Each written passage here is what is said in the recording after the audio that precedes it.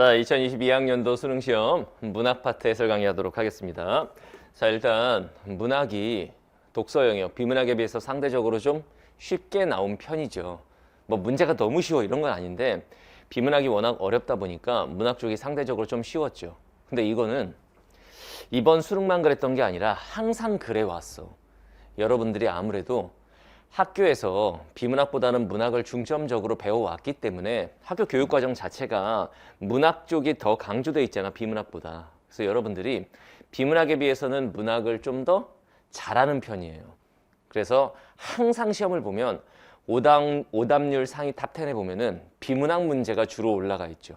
문학은 오답률 탑10 중에 한 문제 정도 있을까 말까 한 정도잖아. 그래서 선생님이 하고 싶은 말이 뭐냐면은 여러분들이 문제 푸는 순서를 정할 때 시험지 자체는 비문학부터 이렇게 제시가 되지만 그 순서대로 풀다가는 앞부분에서 말리는 수가 있어요. 또 어떤 애들은 선생님 저는 어려운 걸 먼저 풀어서 매도 먼저 맞는 게 좋습니다. 이런 얘기를 하는 친구들이 있는데 어려운 걸 먼저 해결하겠다 이거지. 그러다가 그 앞부분에 걸려가지고 뒤로 넘어가질 못하면은 나중에 시간 부족해서 분명히 문학 부분은 어렵지 않기 때문에 쉽게 풀 수 있었을 텐데 냅다 찍는 그런 일이 발생한단 말이에요. 알겠죠? 될 수 있으면은 문학 영역을 먼저 해결을 하고 그 다음에 비문학을 풀어가는 것이 더 좋아요. 알겠죠? 자, 한번 보겠습니다. 18번부터 23번. 가에는 이제 비연계 현대시가 나오고 나에는 올해 EBS에 실려있던 작품이죠. 요거 거사노2라는 김관식 작가의 현대시. 그리고 수필, 그러니까 시 플러스 수필의 복합지문. 선생님 수업 시간에 여러 번 강조했었죠. 시는 단독으로 출제되기보다는 시 두 편에 수필 한 편이 엮여서 출제될 것이다. 그래서 선생님 파이널 모의고사에서도 이런 형태의 지문 연습을 굉장히 많이 했었지. 지금 문제 개수를 보면 18, 19, 20, 21, 22, 23, 6문제짜리야. 문제 개수가 굉장히 많죠. 작품은 3개나 딸려있고 이때 선생님이 어떻게 하라고 그랬냐면은 아무 생각 없이 가부터 읽는 게 아니에요. 일단 문제 개수가 많다는 얘기는 문제 분석을 먼저 해서 문제 푸는 순서와 전략을 잘 짜고 독해로 들어가야 된다는 얘기야. 그 과정을 그대로 보여줄게. 자, 봐봐. 자, 일단 문제 18번. 가나다에 대한 설명. 그러면은 가, 나, 다. 한 작품 끝날 때마다 대입하란 얘기죠. 알겠죠? 한 방에 다 읽고 나서 풀라고 그러면은 이런 지문 그냥 바로 골로 가는 거야. 알겠지? 자, 다음 19번. 보기를 참고할 때 보기 박스. A, B, C, D, E에 대한 이해로 적절하지 않은 것은 그럼 A, B, C, D, E의 위치 확인을 하는 거야. 지문을 쓱 보면 가에 다 있죠. 그럼 이거는 가에 대한 보기 박스인 거야. 보통 이렇게 비연계 작품이 출제가 되면 여러분들 마음대로 해석하고 나서 이렇게 생각하면 이것도 답 되는 거 아니야? 이렇게 우길까 봐 지문을 이 방향으로 읽어야 돼 라는 가이드 역할을 하는 보기 박스를 주게 돼 있죠. 그러면 이걸 어떻게 해야 되냐면은 가 읽기 전에 먼저 봐야 돼. 가 독해하기 전에 가 읽기 전에 본다. 이렇게 했어야 되는 거예요. 이거는. 알겠나요? 가 읽기 전에 먼저 보고 가에 대한 내용을 다 알려주고 있으니까 가에 대한 충분한 힌트를 얻고 가를 읽어야 돼. 가시가 14종 문학교과서 14종이야 16종이야 어디에도 실려있지 않은 작품이기 때문에 여러분들이 태어나서 처음 보는 작품이야. 그래서 이렇게 가이드 역할을 하는 보기 박스를 먼저 보고 독해에 들어간다. 그러면은 어디선가 배웠던 작품을 보는 것 같은 효과를 얻을 수 있는 거지. 알겠죠? 자, 그 다음에 20번. 산에 대한 화자의 태도를 중심으로 나를 감상하시오. 낫이 끝나고 바로 푸는 문제겠지. 자, 그 다음 21번. 다에 있는 수필에 나가 나오나 봐. 이 나에 대한 이해. 나라는 인물은 어떤 인물인가요? 이런 문제 하나. 자, 그 다음 22번. 묵화와 북창을 중심으로. 이렇게 네모가 쳐 있다는 얘기는 지문에도 네모가 쳐 있다는 얘기야. 이럴 땐 위치 확인을 해보는 거죠. 한번 봐봐. 가의 5번째 줄에 묵화, 나의 첫째 줄에 북창. 요걸 중심으로 가와 나를 비교해 보시오. 이런 문제 하나 있고. 자, 다음 23번. 보기 박스를 참고하여 가나다를 감상하시오. 적절하지 않은 것은. 이거 같은 경우에는 한 작품 읽고 나서 대입할 때 그때 보기 박스를 보면 되겠지. 알겠죠? 자, 선생님 그러면 이제 가부터 읽기 시작하면 되겠죠? No! 가는 비연계, 나가 연계. 이런 경우에는 어떻게 한다? 연계 작품을 먼저 읽는다. 선생님 제자들은 수업 시간에 이 연습 되게 많이 했어. 선생님 뭐라고 그랬냐면 가나다를 줄 때 가의 연계부터 주면 얼마나 좋겠냐. 근데 그렇지 않은 경우들이 많다. 가의 비연계, 나의 연계 이렇게 가버리면 대다수의 애들은 그냥 가나다를 이렇게 순서대로 읽는 게 습관이 돼 있기 때문에 비연계 작품을 먼저 읽게 되고 그러면 태어나서 처음 보는 작품이니까 내용 파악이 잘 안 되는 거지. 그 경우에 이제 문제 풀 때 되게 어려워지는 거죠. 그럼 비연계 작품이 어려우니까 그 다음 연계를 볼 때도 이미 앞에 게 어려웠기 때문에 그 어떤 잔상이 남아서 계속 어렵게 느껴지는 거야. 선생님이 어떻게 하라고 그랬어? 가나 다라고 해서 그 순서대로 읽어야 되는 것이 아니다.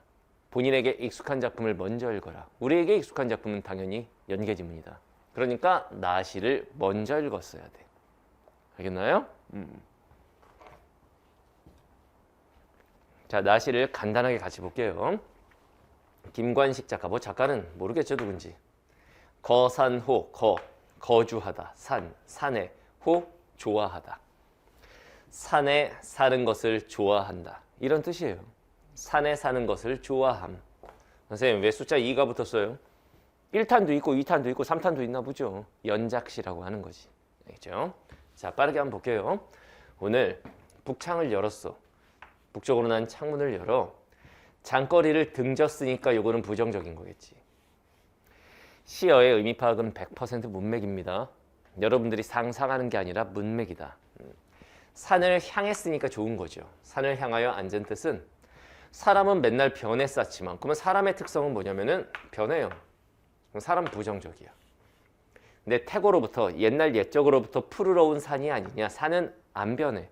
그렇다면 사람과 산은 서로 대비되는 거예요. 대비. 알겠죠? 이게 수업이면 더 자세히 설명할 텐데 해설 강의니까 빠른 속도로 볼게. 고요하고 너그러워. 주체를 잘 파악해야 돼. 누가? 산이. 수 장수한다 이거지. 오래도록 있는 데다가 보옥, 보석과 옥을 가지고 있으면서도 산이 자랑하지 않는 굉장히 겸손한 산이에요. 알겠죠? 마음이 본시 산을 사랑해. 누구의 마음이? 나의 마음이. 산을 사랑해서 평생 산을 보고 산을 배우며 살아갑니다. 그 품 안에서 자라나 산의 품 안에서 자라나 거기 산에 가서 또 묻힐 거예요. 근데 이승의 낮과 저승의 밤, 이승과 저승의 알아 이런 단어 모르면 말어. 뭐 끝없이 이런 말인데 모르면 말어 그냥. 시험장에서는 이런 어휘에 집착하는 게 아니라 굵직굵직한 내용을 파악해야 돼. 알겠죠? 뻗쳐 있어 다리를 놓는다.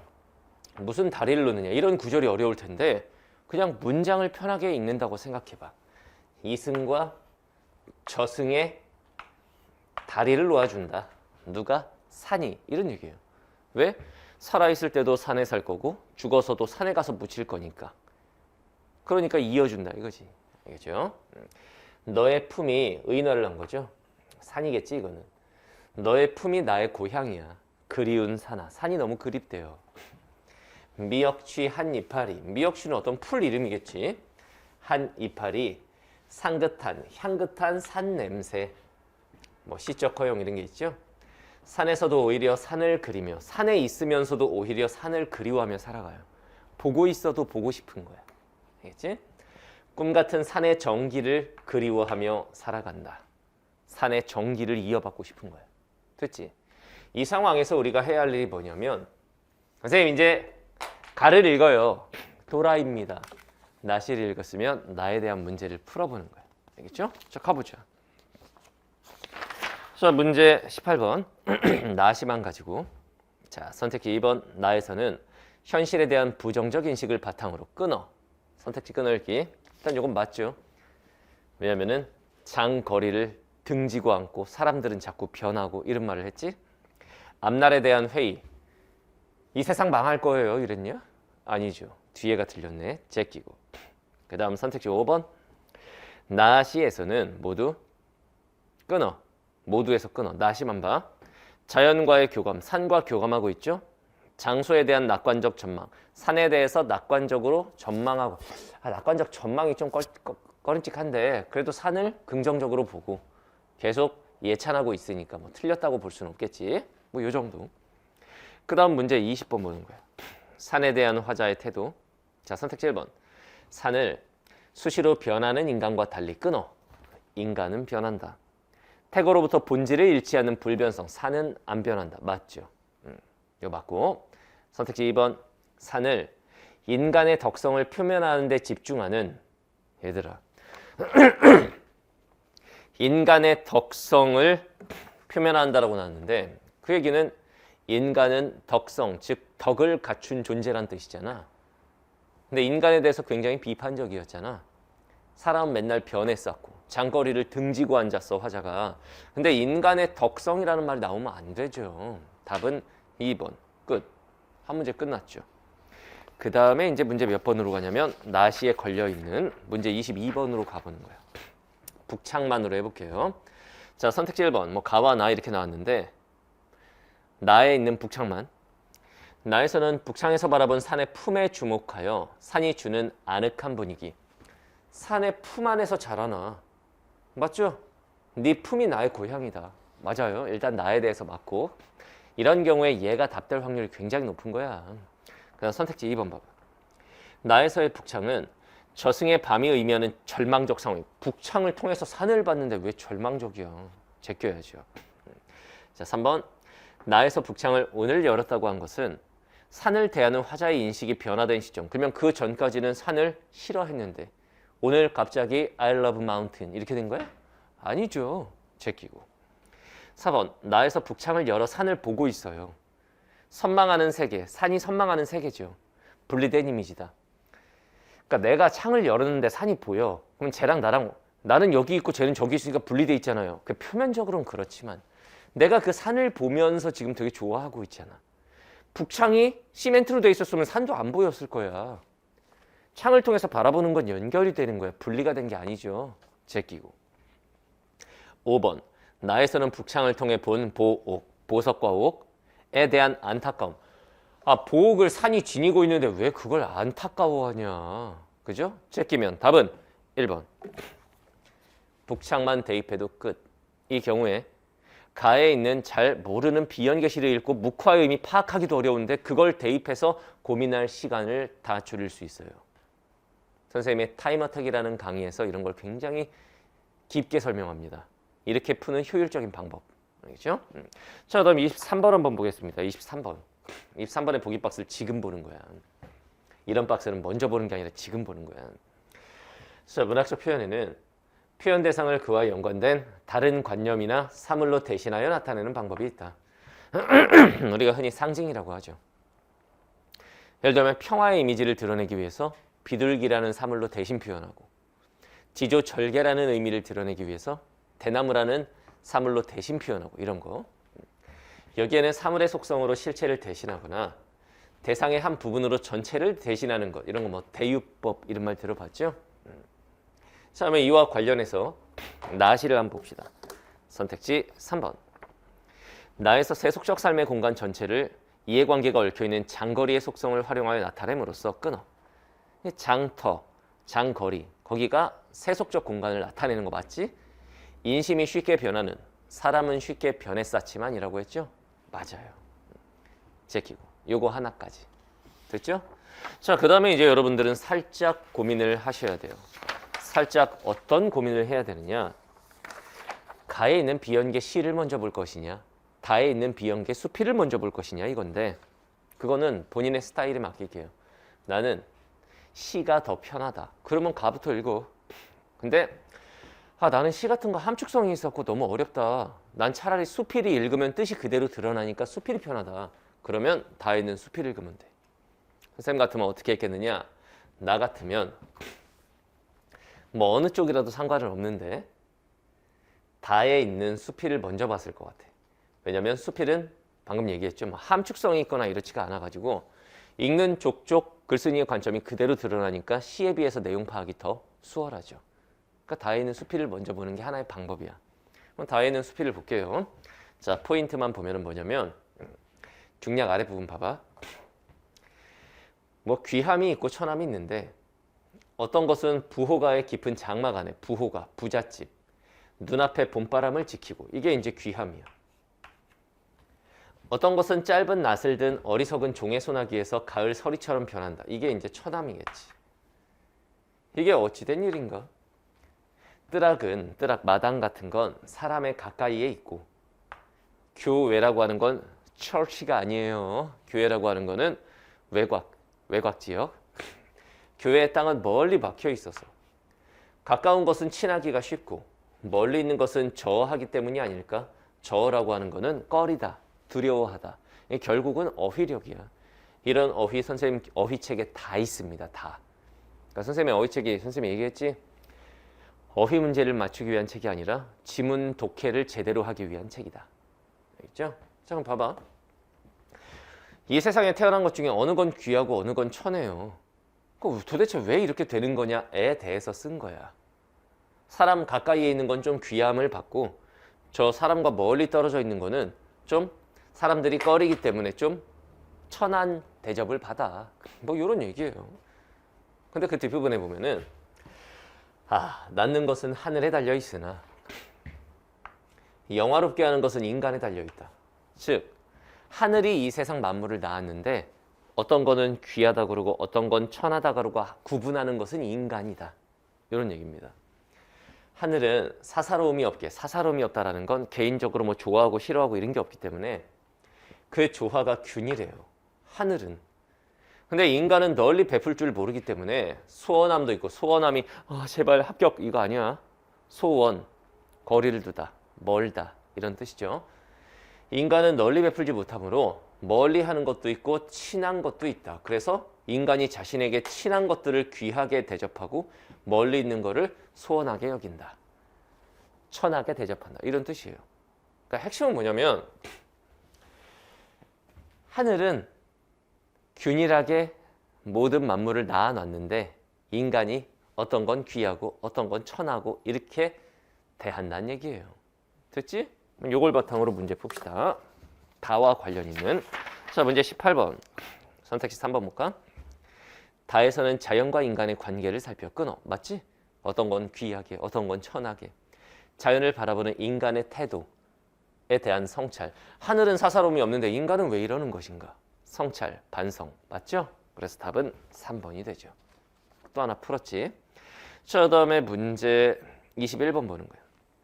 나에 대한 이해. 자, 이건 뭐 쉬운 문제죠. 선택지 4번을 보면 하늘의 입장에서 보면 끊어봐. 하늘은 사사로움이 없는 존재야. 모든 풀은 조화가 균일해요. 이겠잖아. 그래서 가치의 우열을 가지지 않아. 그거를 이제 귀하다, 천하다, 가치의 우열을 매기는 건 누구다? 인간이다. 그러니까 답은 4번이죠. 그 다음에 문제 23번으로 갑시다. 그건 다와 관련된 것만 보는 거야. 보기 박스는 이미 봤으니까. 선택지 4번. 다에서 귀한 대우를 받는 삶을 그러한 속성을 가진 부호가의 깊은 장막 안으로 나타냄으로써 끊어봐. 그러니까 귀한 대우를 받는 삶은 부호가의 깊은 장막 아니다. 그래. 귀함을 받는 거예요. 좋다 이거야. 나타냄으로써 여기까지는 맞아. 인간과 가까운 공간의 적막한 분위기를 환기한다. 인간과 가까우면 적막하다.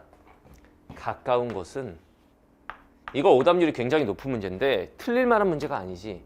인간에게 가까운 것은 부호가의 깊은 장막 안에서 귀함을 받고 가까운 것은 굉장히 인간이 친하게 지내려고 해요. 친하기 때문에 더 귀하게 여기는 거야. 멀리 있는 것보다. 근데 선택지 4번에서 뭐라고 그래? 인간과 가까운 공간은 적막하다. 도대체 뭘 보고 이런 선택지가 맞다고 그러니? 잘못됐잖아.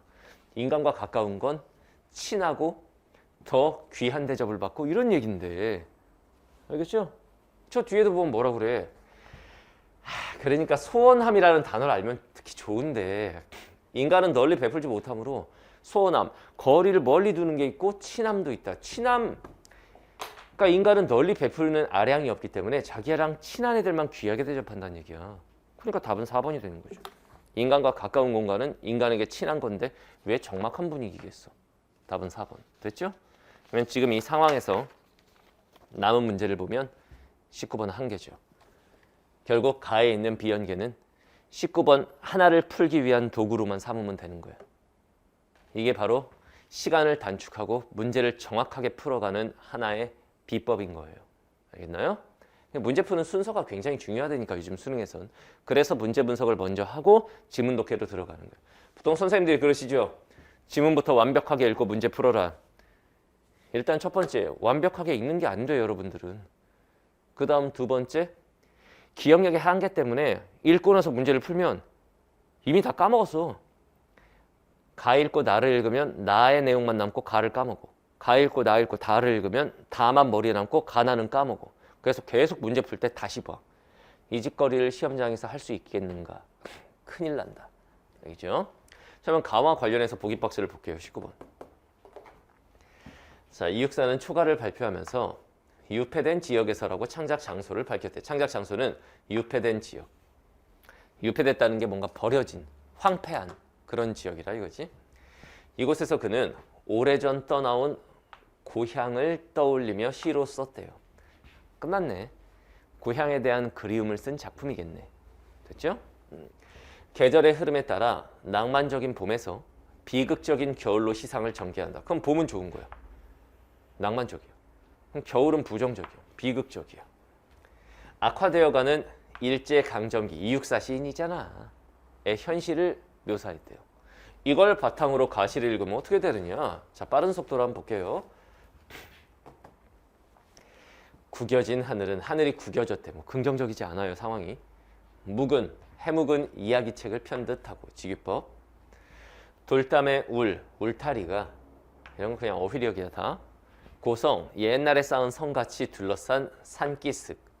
여기가 아마 화자가 있는 유폐된 지역이겠죠. 박쥐 나래 밑에, 나래가 무슨 박나래 이런 게 아니야. 날개. 박쥐의 날개 밑에 황혼이라고 한. 그러니까 이런 어휘를 모르니까 안 읽히는 거야. 황혼이 뭐야? 노을이 지는 해질 무렵을 말하는 거 아니야. 알겠죠? 그러니까 저녁이야. 박쥐 날개 밑에 어둠이 밀려오면 이런 말이야. 초가 집마다 호롱불이 켜져요. 어두우니까. 고향을 그린 묵화. 그러면 이 묵화는 뭐다? 고향을 그린 거다. 고향. 묵화는 고향의 이미지를 담고 있다. 묵화, 수묵화. 먹으로 그림을 그린 거죠. 그러니까 시커멓겠지. 어두운 느낌이야. 한 폭에 조미척. 그마저 좀이 먹었다. 무슨 말인지 알죠? 좀이 쓸었어. 그러면 이 A와 관련해서 한번 보는 거야. A와 관련해서. 19번에 1번. 돌담 안에 둘러싸인 산기슭을 묘사하여. 맞죠? 끊어. 화자가 고향을 회상하는 장소의 분위기. 고향을 회상하는 장소. 그게 바로 유폐된 지역의 이런 좀 어두운 분위기. 맞죠? 맞다. 자, 다음 부분. 자, 띄엄띄엄 보이는 그림 조각은. 이 그림은 이 묵화 그림이니까. 그럼 이 그림 조각은 다 보겠어? 고향과 관련 있는 내용이겠구나. 이렇게 문맥을 이어가야 되는 거예요. 흐름을 봐야 돼. 알겠죠? 그러니까 이 구절 따로 이렇게 이해하면은 시를 잘못 읽는 거예요. 흐름을 봐야 돼. 알겠지? 아파트의 보리밭에 말매나물. 말매나물은 선생님 무슨 나물이에요? 내가 나물 전문가야? 그냥 나물의 한 종류겠지 이러면 되겠지. 나물을 캐러 간. 이건 다 묵화의 그림의 내용. 즉 고향의 이미지. 됐죠? 가시네는 그 그림 속에는 가시네는 가시네와 종달새 소리에 반해 있고 다 고향의 모습이야. 19번에 2번. 봄날의 보리밭 풍경을 제시하여 끊어. 맞지? 화자가 떠올리는 고향의 모습이야. 맞죠? 빈 바구니를 차고 오기는 나무를 못 캤나 봐. 그래 너무너무 부끄러워. 나물 하나도 못 캐서 쪽팔려.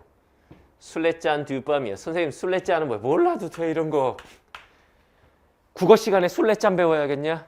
두 뺨 위에 몸에 꽃이 피었고. 왜? 부끄러워서. 그건 뭐 부끄러움의 이미지와 관련이 있겠구나. 이렇게 읽는 거야. 그러니까 이런 거에 대해서 선택지에서 물어보면 난 술래짠을 알아야 돼. 몸에 꽃이 무슨 꽃인지 알아야 돼. 전혀. 그게 아니야. 흐름을 보는 거야. 알겠죠? 그네줄에 비가 내리면, 비가 오면 풍년이 든다는 어떤 그런 전설이 있었나 봐.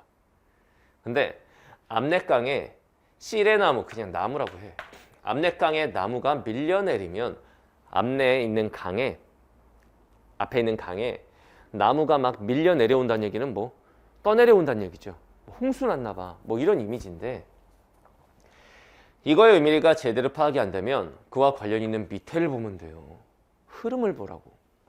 젊은이는 젊은이와 뗏목 타고 돈 벌러 항구로 흘러간 젊은이들이 돈 벌러 항구로 갔어요. 일제시대의 비극적인 현실이죠. 흘러간 몇 달이 지났는데 서리빨 잎이 진다는 얘기는 시간이 흐른 거지. 서리빨. 막 가을 겨울이 됐어. 시간이 흘러도 못 오면 누가? 젊은이들이 돈 벌러 갔는데 못 왔어요. 그러면 이제 막 바람이 불어. 겨울에 그런 냉혹한 바람이 부는 거겠지. 됐지? 이걸 보면 내용이 그렇게 밝은 부분이 아니야. 그러면 19번에 3번. 고향 사람들이 기대하던 압록강의 전경을 묘사하여 끊어봐. 얘들아. 고향 사람들이 기대하던 모습이 압록강에 나무가 막 밀려 내려오는 그런 모습일까? 우와 나무다 저거 타야지 이거냐? 아니야 말이 안 되잖아. 틀렸고 화자의 소망이 이루어진 상황이라고. 뒤에를 보면 젊은이들이 돈 벌러 가서 돌아오지 못했어.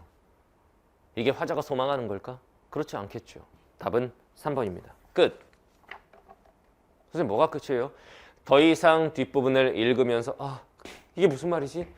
피로가 꾼 이삭이 참새로 날아갔다는 게 뭐지? 열심히 농사를 지었는데 참새가 다 파먹었다는 얘기인가? 참새 나쁜 놈인데? 곰처럼 어린 놈이 북극을 얘는 누구지?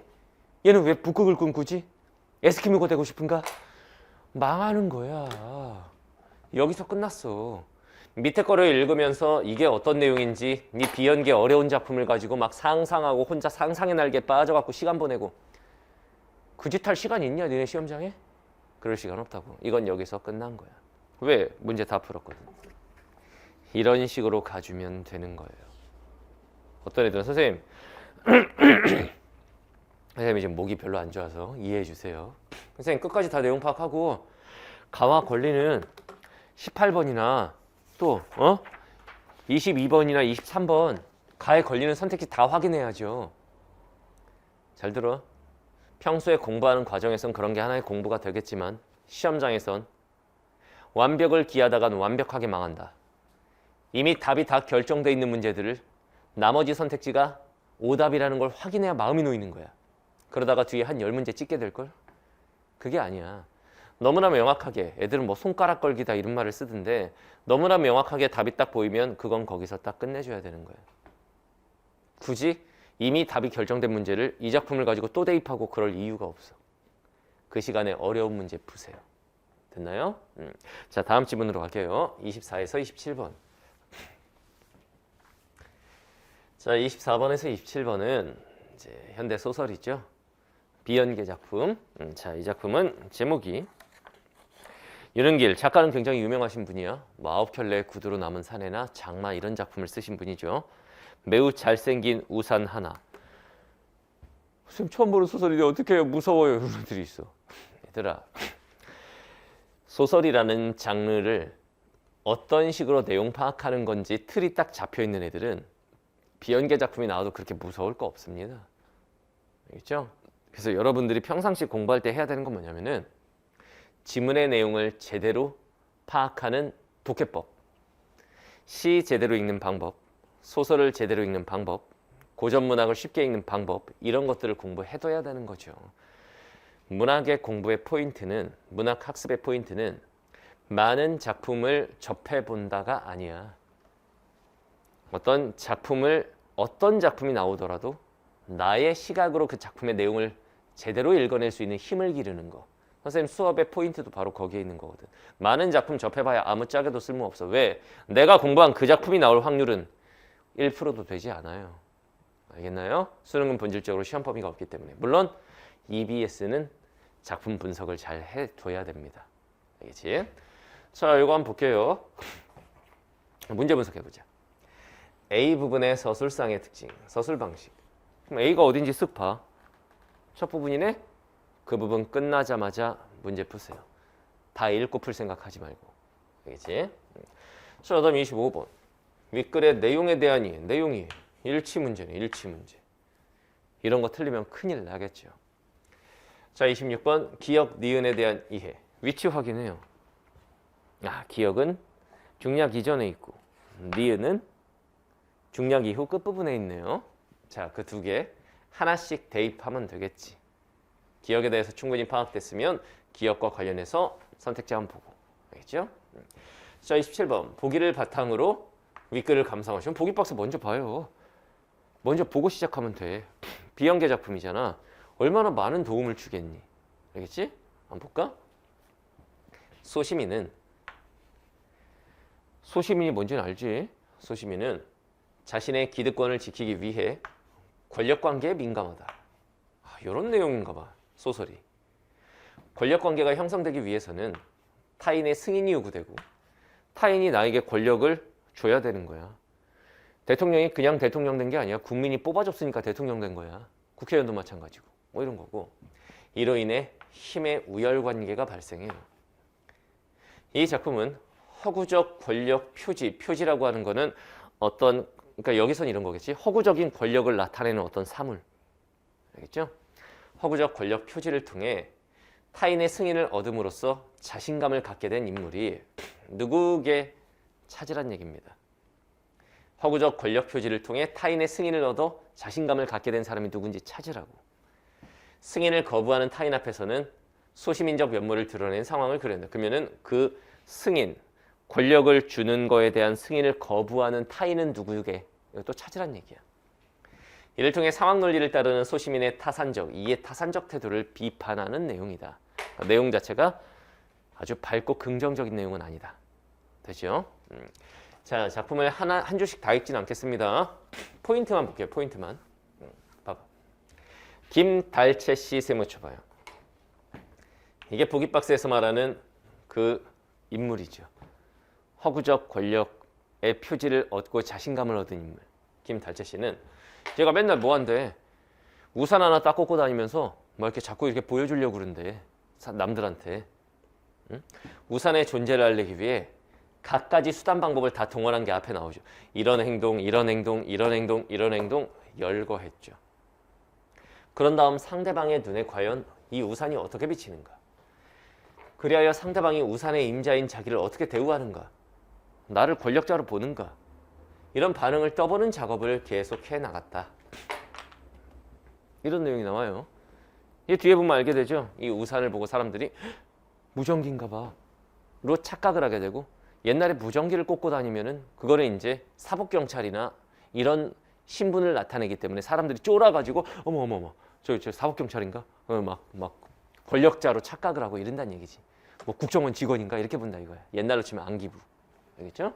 그럼 A가 끝나고 나서 문제를 풀면 문제 24번을 풀면 이건 굳이 선생님이 설명하지 않아도 되죠. 답은 4번이죠. 인물의 의도적인 행위를 나열한 거죠. 이 우산을 자꾸 보여주고 싶어 하는 거예요. 그런 행동을 나열했죠. 근데 여러분들이 이제 잘 봐야 되는 건 선택지 3번에 뭐 동시적 사건들의 병치가 뭔지 알고 있는가? 이런 개념어 학습을 해야 됩니다. 문학은. 알겠지? 병치, 나란히 배치함 이런 것들에 대한 공부를 좀 해야 돼. 중요한 건 여러 가지 사건을 병치했다가 나란히 배치했다라는 뜻이라는 걸 아는 게 아니라 이게 어떤 경우에 사용이 되는 개념인지를 공부를 하셔야 돼요.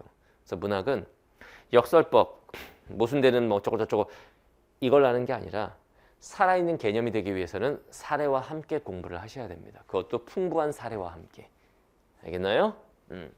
자, 그 다음 질문 다시 볼게요.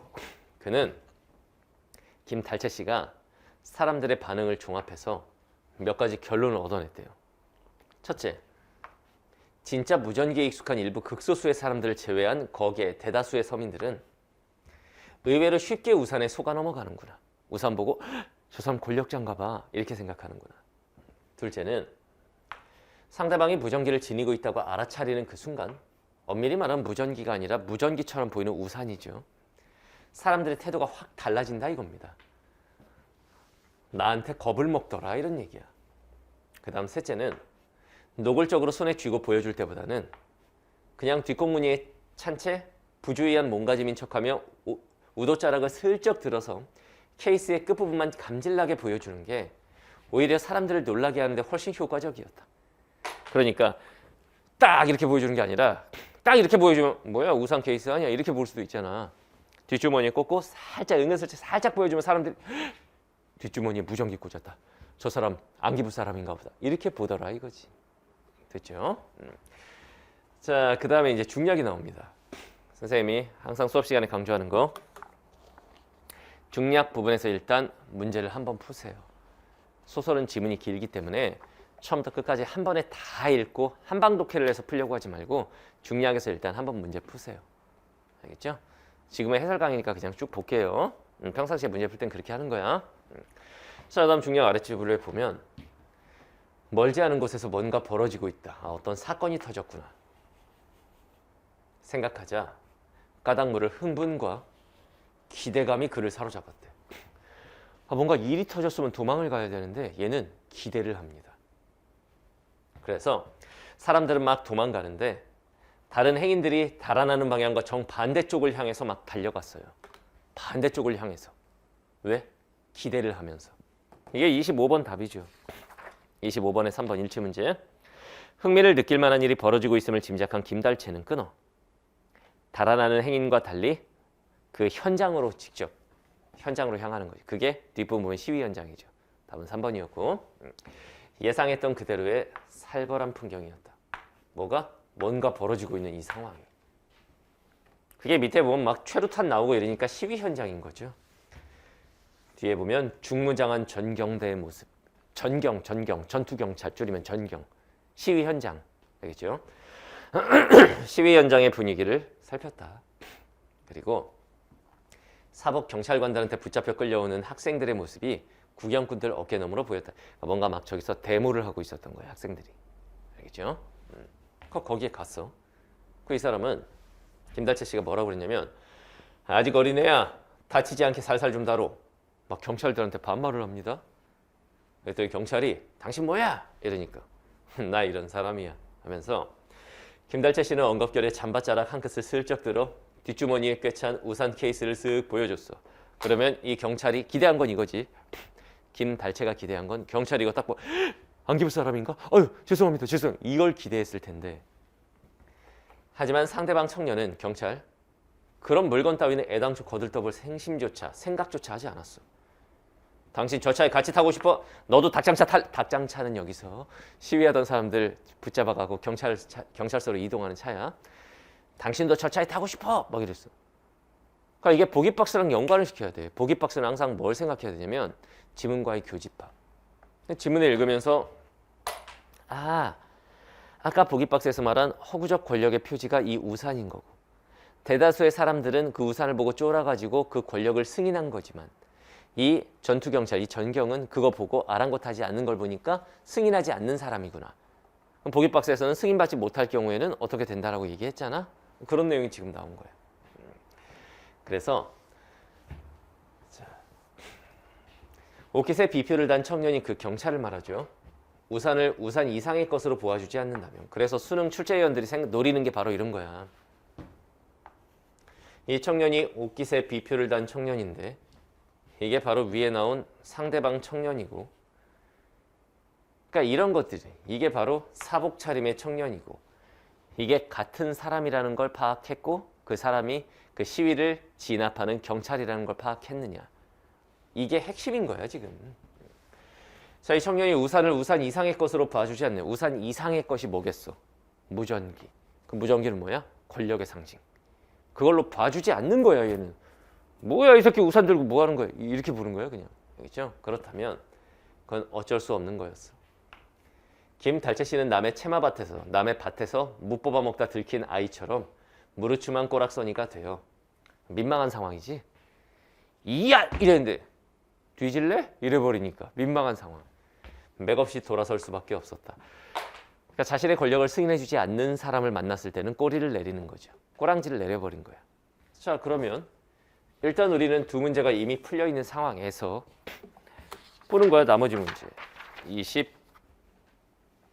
26번. 자, 기억은 뭐였냐면은 기억은 우산 케이스였죠. 사람들이 그거 보고 쫄았지. 무전기인 줄 알고. 자, 니은은 우산 이상의 것. 뭔가 권력 권력자의 상징으로 보여지는 것을 말하겠지. 됐죠? 그게 파악이 됐으면 선택지 1번 봐요. 김달채는 기역, 우산 케이스를 그 생김새로 인해 니은, 우산 이상의 것, 즉 무전기 같은 거로 인식하는 사람들이 있다라는 걸 발견했죠. 그리고 그 반응을 확인하러 막 여기저기 돌아다녔지. 맞죠? 2번. 김달채는 사람들로부터 기대하는 반응, 사람들이 그거 보고 겁먹기를 바라는 거죠. 그걸 효과적으로 이끌어낼 수 있는 기역, 케이스의 사용법 슬쩍 보여주는 게 더 효과적이구나. 맞죠? 3번. 일부 극소수의 사람들에게는 니은을 가진 사람으로 보이려는 김달채의 의도가 일부 극소수의 사람들에게 실현되지 않는다고 지문에 써있죠. 그냥 맞고. 4번. 김달채는 니은에 익숙하지 않은 거기에 서민들이 니은이라고 하는 거 우산 이상의 것, 즉 무전기라든가 이런 권력자의 상징, 이거에 익숙하지 않은 대다수의 서민들이 기역, 우산 케이스를 니은, 우산 이상의 것으로 오해하고 있다고 판단한다. 맞죠? 오해하고 인정한다. 오인. 맞죠? 5번. 사복 차림의 청년은 니은에 익숙하여 끊어봐. 이 청년이 우산 이상의 것, 즉 무전기 이런 거에 익숙한 걸까? 선생님 경찰이니까 그럴 수 있잖아요. 그래 뭐 그럴 수 있다 치자. 기억을 이용하려는 김달채의 의도를 알아챈다. 아, 이 사람이 지금 우산 케이스를 무전기처럼 보이게 해서 나를 주눅들게 만들려고 하는구나를 이해한다. 그걸 알아차렸다고? 아니죠. 답은 5번이죠. 하나 또 끝났지? 자, 그다음에 남은 문제 27번 보자. 선택지에다가 그대로 대입하면 되는데 답은 5번이죠. 김달채가 비표를 단 청년 전투경찰 정경 앞에서 돌아서는 것은 끊어. 왜 돌아선 거야? 포기박스 5번째 줄. 승인을 거부하는 타인이 바로 그 경찰이죠. 그 앞에서 소시민적 면모를 드러내는 상황인 거지. 이걸 가지고 학생들과 맺은 유대관계를 단절하여 얘는 지금 이 시위를 하는 학생들과 아무 유대관계가 없어요. 학생들과 맺은 유대관계라는 말 자체가 틀렸어 이미. 그래서 답은 5번이죠. 이렇게 은근슬쩍 애들이 지나가면서 읽으면 맞는 것처럼 보이도록 선택지를 구성하는 게 요즘 수능 선택지의 특징입니다. 알겠죠? 답은 5번이었다. 이 지문 그렇게 어렵지 않았죠. 비연계지만. 자, 그다음 28에 31번은 연계작품이었던 박태부전. 선생님의 자랑이기도 합니다. 선생님 적중 영상 한번 보세요. 이 박태부전을 선생님이 수업 시간에 EBS 분석의 신을 할 때 야, 안 중요한 작품이니까 그냥 니네가 읽어봐라고 안 하고 같이 읽으면서 수업했었지. 이 작품이 출제될 거라고 예상한 선생님들은 거의도 아니야. 이건 아무도 없었다고 봐야 돼. 굉장히 의외의 작품이 출제가 된 건데 선생님이 EBS 분석 강의를 할 때 별표 1개부터 5개까지 하고 별표 1개, 2개짜리는 여러분들 한번 스스로 읽어봐. 내용 대강 설명해 줄게 이렇게 하고 별표 3개짜리부터는 지문을 같이 읽으면서 하거든. 올해 수능 연계 작품 전부 다 별표 3개 이상의 작품만 출제가 됐어요. 별표 1개, 2개 쳐놓은 그 많은 작품 중에서는 1개도 연계되지 않았다. 신영균이 보는 눈이 쩐다. 이거예요. 이거 선생님은 나올 수도 있다고 보고 수업 시간에 같이 했었거든. 박태부전. 자, 일단 문제 분석을 먼저 해볼게요. 28번 밑글의 내용 이해 일치 문제. 틀리면 안 되겠죠. 소설의 일치 문제는 다 인물에 대한 문제야. 지금 뭐 하신 겁니까? 어떤 인물에 대해서 물어볼지 모르기 때문에 앞대가리에 있는 인물 이름을 슬쩍 보고 가는 거야. 태부, 부인, 대감, 상, 형조판서. 이 인물들 말고도 다른 인물도 나오겠지? 근데 우리가 집중적으로 봐야 되는 게 저 5명이다. 그러고 읽으면서 이제 쟤네들이 나오면 눈이 번쩍번쩍 하는 거예요. 알겠나요? 자, 29번 윗글에 제시된 공간에 대한 설명으로 적절하지 않은 것은. 지문 읽을 때 공간이 굵은 글씨로 되어 있을 거야. 그 공간들 신경 쓰면서 봐라. 뭘 신경 써야 돼? 이 공간에서 어떤 사건이 발생하는가. 알겠죠? 자, 30번 A와 B에 대한 설명. 이러면 항상 위치 확인하라고 그랬죠? 쓱 봐봐. A가 초반에 있고 A 끝나고 한번 풀고 B가 중반부에 있고 B 끝나고 한번 풀고. 됐지? 31번 보기를 참고하여 윗글을 감상하라. 보기 박스 먼저 봐야죠. 알겠죠? 먼저 보자. 지문 내용을 다 설명해 주네. 박태부전은 숙종 때의 실존 인물인 박태부의 삶을 소설로 형상화한 거다. 이 작품에서 박태부는 임금의 부당함으로 드러나는 부도덕한 세계, 임금이 나쁜 놈이네. 그런 부도덕한 세계와의 대결에서 패배를 하여 숭고한 뜻을 이루지 못한대요. 그럼에도 그는 가족과 국가의 윤리적 책임을 다하는 인물로 인정을 받아서 도덕적인 영웅으로 고양된다. 업그레이드 된다. 이런 뜻이죠. 이때 다양한 서사 장치, 이야기의 장치들은 사건의 입체적 전개에 기여한다. 힌트가 뭐야? 첫 번째, 박대보 실존인물. 두 번째, 임금은 나쁜 놈인데 임금과의 대결에서 패배함. 세 번째, 도덕적 영웅으로 인정받음. 내용 다 알려줬네. 됐지? 지문을 읽으면서 이 내용을 떠올려주는 게 실력이란 얘기예요. 지문 읽으면서 보기박스 내용 홀라당 다 까먹고 이러면 안 돼. 지문 읽으면서 보기박스의 내용을 떠올려줘야 돼. 됐죠? 지문 한번 볼게요. 박태보전이니까 주인공이 박태보란 얘기고, 박태보를 중심으로 내용 파악을 해야지. 첫째 줄에 보면 태보가 나오죠. 태보. 네 번째 줄 보면 이 몸이 명제경각이라. 이게 무슨 뜻이야? 목숨이 위태로운 상황이다. 알겠죠? 어찌 살기를 바라겠소. 군 등은, 당신들은 이 말이지. 태보가 죽거든. 태보가 말하는 건데 태보라고 말하네. 자기가 자기 이름 말하는 거야. 영균이 수업할게요. 이런 식으로. 옛날 고전술은 그런 걸 많이 하지. 그죠? 태보가 죽거든. 내가 죽으면 죽기로서 가나요 왕비를 내치지 못하게 하옵소서.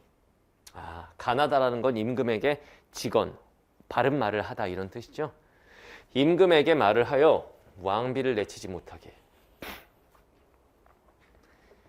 이게 지금 박태보의 목적이야. 알겠죠? 그러니까 임금이, 여러분들 이거 사실 이런 거 아나? 사시남정기의 배경이 되는 사건이기도 하지. 숙종 때라고 그랬잖아. 숙종에게는 인현왕후라는 본부인이 있었고 그 다음에 장희빈이라는 후궁이 있었는데 장희빈을 중전으로 올리고 본부인이었던 인현왕후를 폐위해서 내치고 막 이런 사건이 있었잖아. 그런 것과 관련이 있다라는 걸 알면 진짜 똑똑한 거예요. 선생님, 저는 그런 거 모릅니다. 괜찮습니다. 몰라도 지문 내용만 파악 잘하면 문제 다 풀려요. 알겠죠? 자, 이때 재원이 뭐냐면 모든 구성원들. 박태보와 뜻을 함께한 모든 구성원들. 그러니까 이런 게 어휘력이야. 재원이가 내 친구 중에 이재원 있는데 그 재원이가 아니야. 알겠어요? 자, 이 부분. 그대는 죽기로서 간하다. 바른 말을 하다. 어명이요. 임금의 명령. 어명을 입고 사경이 되었으나 사경, 죽을 사, 죽을 지경. 우리 역시 한 탓이로구나. 우리도 역시 같은 탓이 있다. 우리도 역시 한 배를 탄 사람들이다. 이런 얘기죠. 알겠죠? 그러니까 이 부분은 뭐냐면은 우리도 같이 일을 했는데 당신만 죽게 되어서 이 상황을 어찌해야 할까 모르겠소. 이런 얘기예요. 박태보와 뜻을 같이 한 신하들의 말이지. 됐지? 원래는 여기서 문제 풀어야 되는데 우리는 해설 강의니까 좀 더 볼게요. 뒤에 보니까 상이 고전 소설 독해력의 차이는 결국은 어휘력의 차이죠. 상이 뭐야? 선생님, 상이요, 윗상이요, 윗상자네요. 고전 소설의 상이 누구야? 왕이죠, 왕. 알겠죠? 임금이 금부에 가둬라, 의금부에 갖다 가둬라 이렇게 말을 한 거예요. 깜빵에 가두라고. 알겠죠? 자, 다음 B 부분. 이번엔 태보가 말을 하는 거야. 그러니까 이런 것도 보면은 태보 위로 와리, 태보를 위로한다는 뜻이 아니라 태보가 친척과 가족들을 위로하며 말하길 이렇게 읽었어야 된다고. 박태보의 말이죠. 그러니까 이런 것들이 잘 안 되는 친구들이 고전문학이 약한 거야. 나의 뜻은 정한 지 이미 오래됐습니다.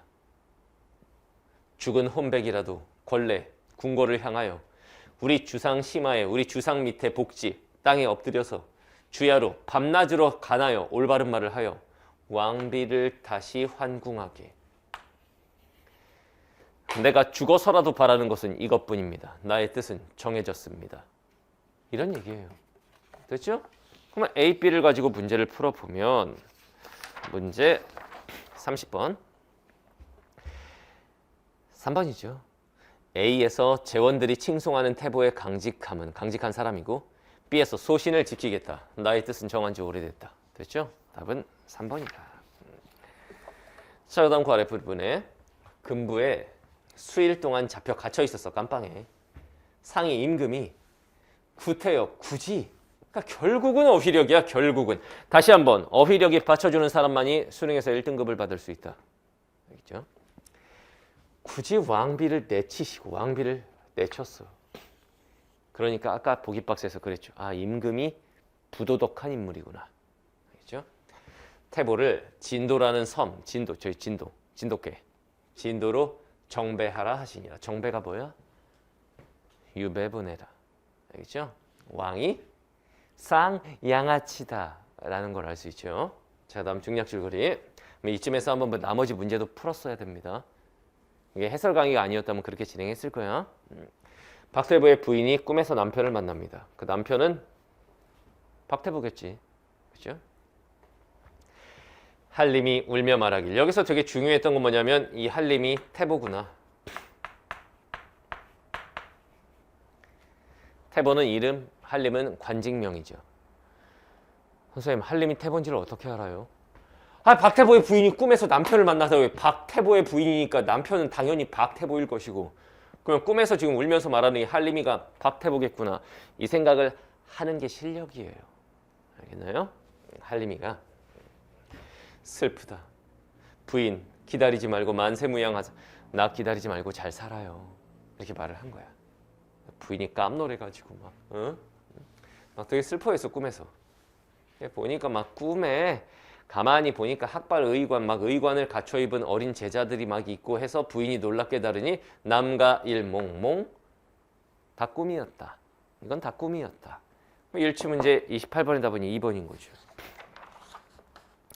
부인은 꿈에서 학발 의관을 갖춘 사람들을 보고 놀라 꿈을 깼다. 여기 있잖아. 이걸 분명하거늘 학발 의관을 갖춘 사람들이 있어. 그리고 부인이 놀라서 꿈에서 깼어. 됐죠? 답은 2번.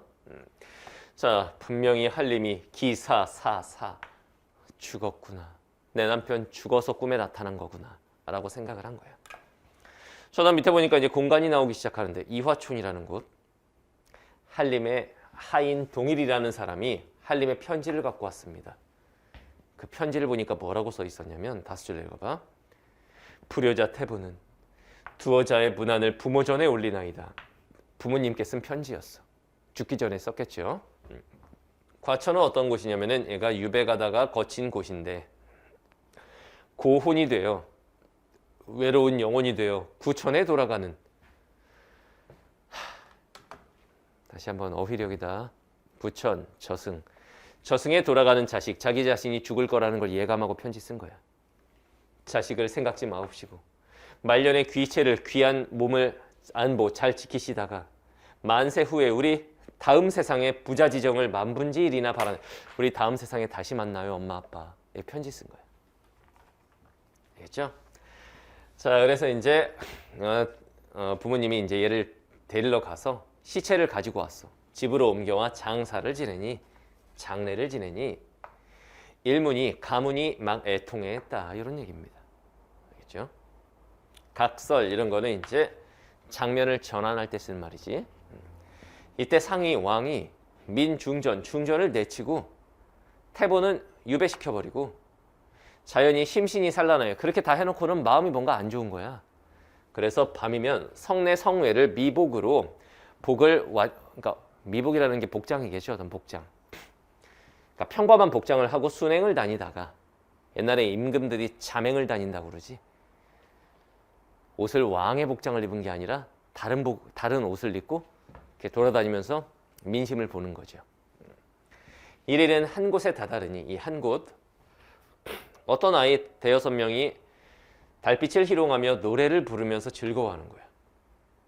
상이 몸을 은신 숨어서 그 노래를 들어보니 그 노래 가사가 뭐냐면 저 다른 박담하는 우리 주상이 뭐야? 임금.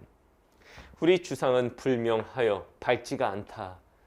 저 달은 저렇게 밝은데 우리 임금은 또라이야. 이런 얘기예요. 알겠죠? 충신을 무슨 일로 천리 원정에 내치시며. 여기서 충신이 누구겠어? 아, 박태부. 이렇게 떠올린 애들이 실력이 있는 애들이야. 박태부를 무슨 일로 천리 원정 저 먼 곳으로 내치고 무슨 일로 중전마마를 외관에 내치고 그 외관은 중전마마가 내쳐진 곳이지. 인심은 분명하건만은. 인심, 사람들의 마음은 이제 임금을 등지기로 한 거야. 그런데 구구는 말세가 되어가는구나. 나라의 운세는 말세구나. 아, 참 한심한 일이로구나. 됐죠? 자, 그럼 문제를 풀어볼까요? 문제 29번. 자, 선택지 1번. 금부는 금부에 가더라 이랬지. 임금이 권위를 실현하는 공간이고. 끊어봐. 그래, 가더라고 했으니까 그 금부에 갇혔잖아. 뭐 임금의 권위가 실현되는 공간이기다가 뭐 껄쩍지근한데 완전히 틀렸다고 볼 수는 없어요. 좋다. 한 곳은 임금이 아이들의 노래소리를 들었는데 다 자기 까는 노래였어. 자기를 비판하는 노래. 임금이 권위를 내세우는 공간이다. 뒤에가 틀렸죠? 답은 1번이죠. 이런 경우에는 나머지 선택지를 볼 필요가 없어요. 너무나 명확하게 답이 1번이잖아. 자, 그 다음에 31번 보는 거예요. 또 뭐 깊게 설명할 게 없죠. 선택지 5번 봐요. 태보에 대한 민심을 편집자적 논평을 통해 반복적으로 나타내요. 끊어봐. 개념어 학습이 중요하다고 했지? 편집자적 논평, 서술자 개입이지. 서술자 개입이 여러 번 나오는 거 맞아요. 지문 읽다 보면 서술자 개입 여기저기 나옵니다. 여러분들이 한번 찾아보세요. 맞는데 태보가 기우는 국운을 회복한 영웅으로 추대돼요. 얘가 기울어진 나라를 회복시켰나요? 아니죠. 보기박스에서 뭐라고 그랬어? 임금과의 대결에서 패배한다고 그랬지. 숭고한 뜻을 이루지 못한다고 했습니다. 기우는 국운을 회복했다면 얘는 자신의 뜻을 이뤘다는 얘기가 되는 거잖아. 답은 5번이다. 확실히 비문학에 비해서는 문제가 쉽다라는 걸 알 수가 있죠. 자, 그 다음에 32에서 34번 마지막 질문 한번 봅시다. 자, 가인은 탕군가 EBS 연계 작품. 선생님이 굉장히 출제 가능성이 높다고 수업 시간에 강조했던 작품. 그 다음 나에는 위백규의 농가. 이건 좀 유명한 작품. 두 작품이 있고 32번 가에 대한 설명. 가 끝나고 바로 풀고 33번 A하고 B니까 위치 확인. A가 가에 있고 B는 나에 있네요. A 끝나고 한번 풀고 34번 보기박스를 참고할 때 기역에서 미음의 문맥적 의미. 기역에서 미음 위치 확인하고 가와 나에 걸쳐 있구나. 어쨌든 보기박스를 먼저 보자. 알겠죠? 탕군가는 향촌 공동체, 뭐 시골이라고 생각해요. 농촌 공동체에서 경제적 기반이 취약한 사대부. 사대부가 뭐야? 양반이 가정과 사회에 대한 책임을 다하기 어려운 자신의 궁핍한 삶을 실감나게 그려낸 작품이다. 가시는 그렇다. 한편 농가 나시는 곤궁한, 가난한 향촌 공동체의 발전을 위해 여러 방법을 모색한 사대부가 가난을 벗어난 이상화된 농촌상을 그려낸 작품이다. 가난을 벗어난 이상적인 농촌의 모습을 쓴 작품이다. 됐죠? 자, 그러면 선생님, 가 나중에 나가 짧으니까 나부터 읽을게요. 도라입니다. 연계 작품을 먼저 본다. 가부터 보는 거야. 알겠죠? 자, 보자. 탄, 한탄, 궁핍, 가, 노래. 궁핍함을 한탄하는 노래. 제목에서 이미 내용 끝. 가난을 한탄하는 거야. 자, 볼게요. 수업 시간이면 이런 얘기를 했겠지. 이런 이제 연구분 없이 쫙 이어지는 건 가사 장르라고 하고, 가사는 사음 보니까 두 덩어리씩 끊어 읽는다. 이런 거. 알겠죠? 춘일이 지지하여. 춘이 뭐야? 선생님, 전 몰라요. 유학 가세요. 저 춘자를 모르면은 유학 가는 게 빠릅니다. 봄날이. 봄. 봄이 지지하여. 이런 건 몰라도 돼. 봄이 왔어. 뻐꾸기가 울어요. 동린의 쟁기였고, 린. 어휘력. 이웃. 동쪽 이웃한테 쟁기를 빌리고 서쪽 이웃한테 이제 호미를 얻어서, 쟁기하고 호미는 뭐 할 때 써요? 농사 지을 때. 집안에 들어가서 씨앗을 마련했어. 이거 심으려고, 봄이니까. 올벼씨 한 말은 올자를 빼 그냥. 이 벼씨를 심는데, 근데 벼씨 한 마리 있었는데 반 넘게 50%를 이 쥐새끼가 파먹었네. 이거 세무쳐야 돼. 파먹었으니까 나쁜 놈이네요.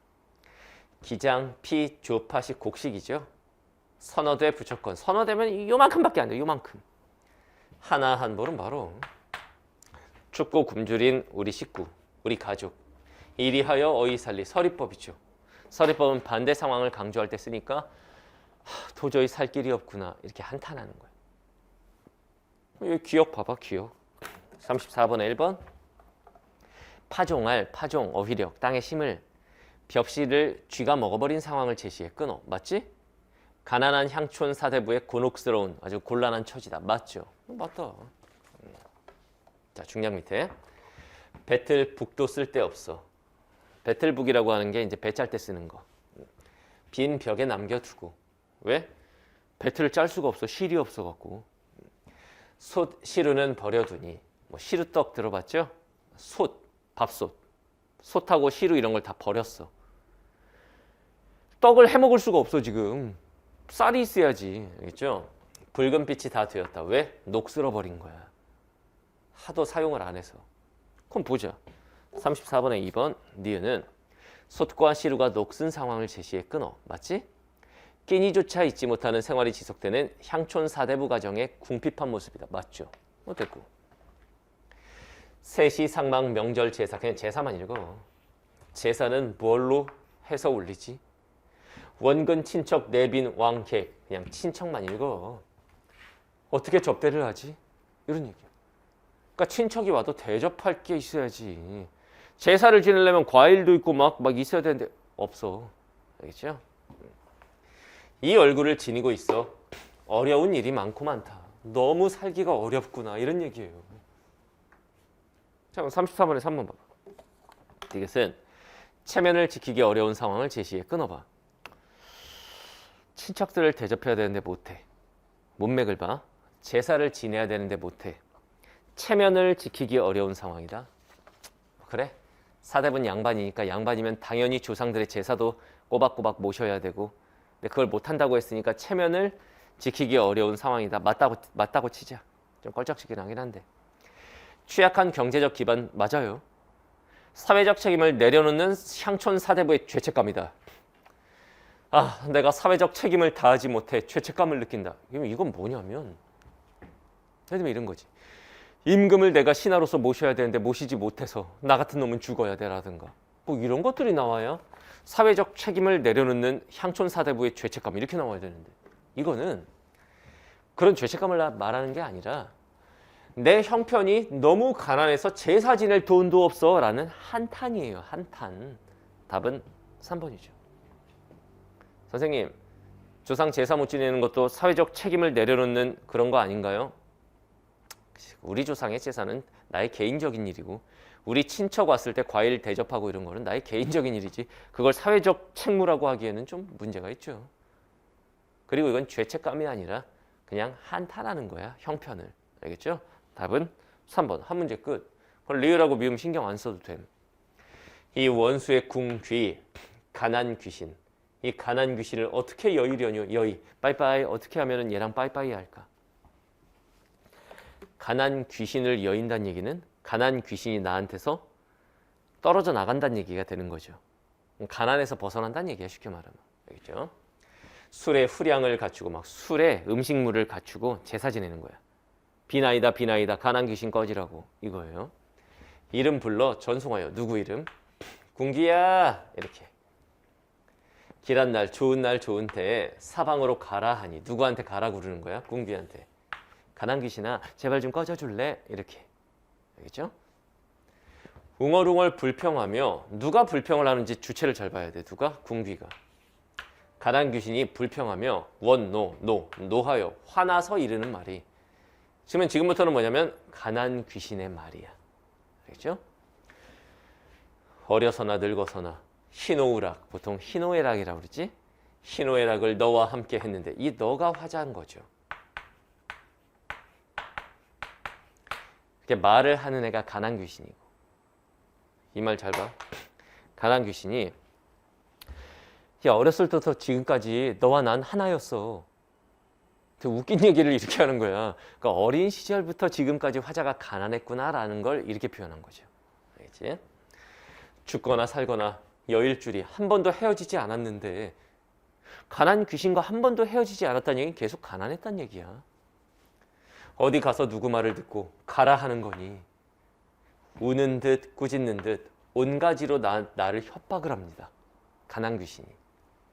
그래, 돌이켜 생각해보니 이제 말하는 사람이 다시 화자야. 네 말도 맞다. 그래, 네 말이 맞다. 그래서 네는 누구야? 궁귀. 이거 대화로 구성이 돼 있고 지금 화자와 가난 귀신의 대화. 누가 말하는 주체인지를 파악하는 게 핵심이라고 수업 시간에 진짜 수만 번 강조했습니다. 그게 지금 그 부분이 딱 출제가 된 건데 수업 시간에 가르쳤던 그 부분이 딱 그대로 나온 거야 지금. 무정한 세상은, 이 무정한 세상은 다 나를 버리지만 네 혼자 유신, 믿음이 있어서 나를 안 버렸거든. 여기서의 네는 궁귀겠죠. 위협으로 회피하며 위협해서 피하며 잔꾀를 부려서 내가 여일 수 있겠느냐. 내가 어떻게 너랑 헤어지겠니. 하늘이 삼기다가 뭐야? 만들다. 하늘이 만든 나의 가난을 이거 뭐 설마 어떡하겠니. 빈천, 가난함과 천함이 다 나의 분. 한자어 분은 고전에서 무슨 뜻? 나눌 분이 아니라 분수. 가난함과 천함이 다 나의 분수니 서러워해서 뭐 하겠느냐. 서러해봐야 다 소용없는 거지. 이런 얘기예요. 됐죠? 자, 보자. 32번 가를 가지고 자, 선택지 1번 계절의 변화에 조응 어울리는 여러 자연물을 활용하여 끊어. 틀렸죠. 그런 내용이 나오지 않지. 뭐 계절 변화라고 할 만한 게 뭐 있냐. 그리고 예를 들면 이런 거야. 봄이면은 뭐 있냐. 아지랑이. 여름. 무성한 숲. 가을. 낙엽. 겨울. 눈. 이렇게 나오냐 이거야. 아니죠. 자, 2번. 계절감이 드러난 소재를 대등하게 나열하여. 여러 개를 나열한 적이 없어요. 제기고. 3번. 특정 계절의 풍속을 화자의 시선 이동에 따라 풍속 묘사한 시니? 아니죠. 제끼고. 4번. 특정 계절을 배경으로 제시해 끊어. 춘, 일, 봄. 화자의 처지? 근데 씨를 쥐가 다 파먹었고 막 가난하고 이런 거죠. 답은 4번이네. 자, 다음 33번 보는 거야. 방금 읽은 귀신과의 대화 부분, A 부분. 자, 선택지 1번. A에서 술의 후량을 갖춘 화자는 끊어. 의례를 통해 궁귀에 대한 예우를 표한다. 이거 쓴 애들이 많은데 여기서 뭐라고 그랬어? 술의 후량을 갖추고 이름을 불러 전송하여 좋은 날 좋은 때에 사방으로 가라고 궁귀한테 말한 거야. 선생님, 이게 왜 의례를 통해 어떤 의식을 통해 궁귀에 대한 예우를 표한 건가요? 자, 가난 귀신한테 어떻게 했어? 술에 음식을 갖추고 이름을 불러서 전송, 빠이빠이 한다는 얘기는 가난 귀신을 예우하면서 제사를 지내고 있는 거야. 제사를 지내고 있다고. 제사상같이 술, 과일, 음식을 차려놓고 가난 귀신 물러가세요. 이렇게 하고 있는 거예요. 선택지 1번 맞는 거죠. 이거 쓴 친구들이 많았어요. 그렇죠? 자, 선택지 3번. A의 화자는 인의 궁, 자신의 가난과의 관계를 서술부 보세요.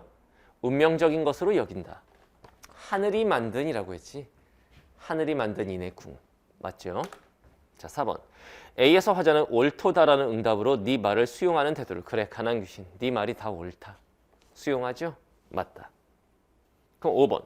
A와 B에서 화자는 A만 볼게. 초월적 존재인 하늘과 하느님을 예찬하고 있다. 하늘이 내 가난을 만들었다고 지금 예찬을 하겠냐? 말이 안 되죠. 답은 5번이죠. 헐, 32, 33, 34번 끝났죠? 다 풀었지? 그러면 비연계 작품인 나시를, 내용 파악 잘 되지도 않는 나시를 읽을 필요가 없다. 여기서 또 엄청난 시간 단축. 안 읽어도 돼. 가시가 연계 작품이었고 우리한테 익숙한 작품이기 때문에 가시를 읽으면서 가에 대한 문제를 풀었죠. 근데 32, 33, 34 세 문제가 있는데 전부 다 답이 도출이 됐지? 끝났지? 뭐 시험장에서 이거 감상할 거야? 우와, 농가라는 작품 처음 보는데 한번 감상해봐야지. 와, 내용 더럽게 안 읽힌다. 이게 무슨 뜻이야? 면화는 세 달에 네 달에 면화가 뭐지? 목화, 손 만드는 건가? 이걸 하고 있어야 돼 우리가? 시험장에서? 아니죠. 끝난 겁니다. 선생님 제자들은 당연히 연계작품인 가시를 먼저 받고 가시를 읽으면서 푸는 문제 그리고 읽고 나서 풀 문제 다 풀어서 이런 얘기를 하더라고. 선생님 고전시가 지문에 가나 중에 나의 비연계 있었는데 저 그거 읽지도 않았는데 문제 답 다 나오던데요? 그래. 나시 우리가 안 읽었는데 답이 다 나왔잖아. 끝난 거야. 끝난 거. 나시를 굳이 읽으면서 시간 보낼 이유가 없었다고. 알겠나요? 이런 게 바로 여러분들 시간 단축하는 기술이고 문제를 빠른 속도로 정확하게 풀어가는 방법인 거예요. 오케이? 자, 문학 해설은 여기까지 할 건데 확실히 문학이 비문학에 비해서는 비교적 좀 쉬웠다. 그래서 문제 푸는 순서를 어떻게 가야 된다? 문학을 먼저 풀고 비문학을 풀 때 비문학 안에서도 어려운 지문을 뒷부분에 배치하는 쉬워 보이는 걸 먼저 푸는 이런 시험 보는 전략이 현장에서는 굉장히 중요하다. 알겠죠? 자, 여기까지가 공통 영역 해설입니다. 선택 과목 화작과 언매는 따로 또 선생님이 해설 강의를 진행하도록 할게요. 그러니까 화작 선택자들은 화작, 언매 선택자들은 언매 해설 강의 보시면 되겠죠. 자, 선택 과목 해설해서 봅시다.